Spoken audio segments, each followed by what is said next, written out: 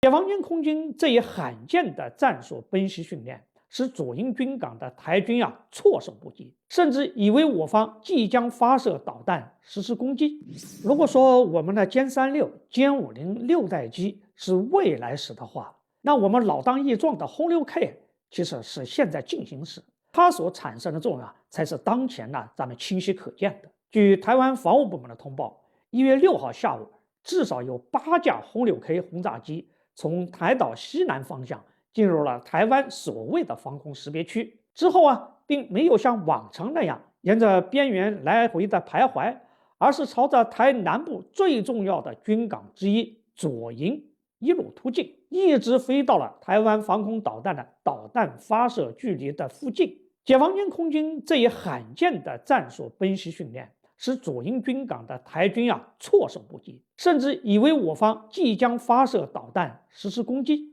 最终还是轰6K 编队在发射空域逗留相当时间之后返航后，岛内才解除了警报。这可是既具有长远意义又具有现实意义的军事动作。其一，轰6K 挂弹把左营港在近距离上置于了导弹打击范围之内。据台岛通报，轰6K 机群这次的行动当中最近仅距离左营港250公里左右。轰6K 挂载的空地63导弹，它的射程有240公里；长加20巡航导弹，它的射程超过2000公里；鹰击12超音速反舰导弹，它的射程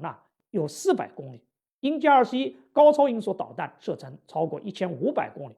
所以这些导弹可以对台岛上面进行全方位的打击。其二，轰6K 的这次行动预示着今后将执行跨海打击军港这一要地要域的任务。轰6K 最多可以挂载6枚鹰击12，如果采用复合挂架的话，可以挂载8到12枚鹰击83K 导弹。所以除了可以直接打击港口设施之外，还可以直接攻击港内停泊的军舰。如果突然发起对左营、马公、台中、基隆等港口的袭击，那这些港内的军舰几乎没有逃生的机会。其三，轰6K 选择的发射空域处于我方战斗机和地面防空导弹的颜面保护之下。在我第一轮火力对岛内进行洗涤之后，其发射真伪的安全是有保障的，岛内战机却无法威胁到轰6K 机群的安全。轰6K 轰炸岛内面向大陆的港口，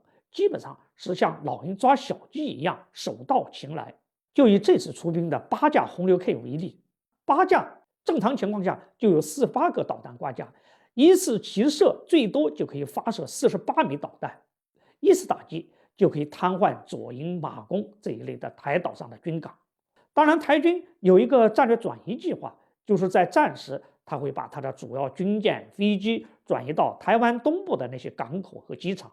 但跑得了和尚跑不了庙，别忘了，除了我们的东风导弹、远程火箭弹，我们的航母编队也包括轰6K、歼16都具有对台湾东部那些海空基地的打击能力，所以逃到哪儿都免不了被全部干掉的下场。好，这个话题就聊到这儿，欢迎大家继续关注王宇飞评论，下一期再见。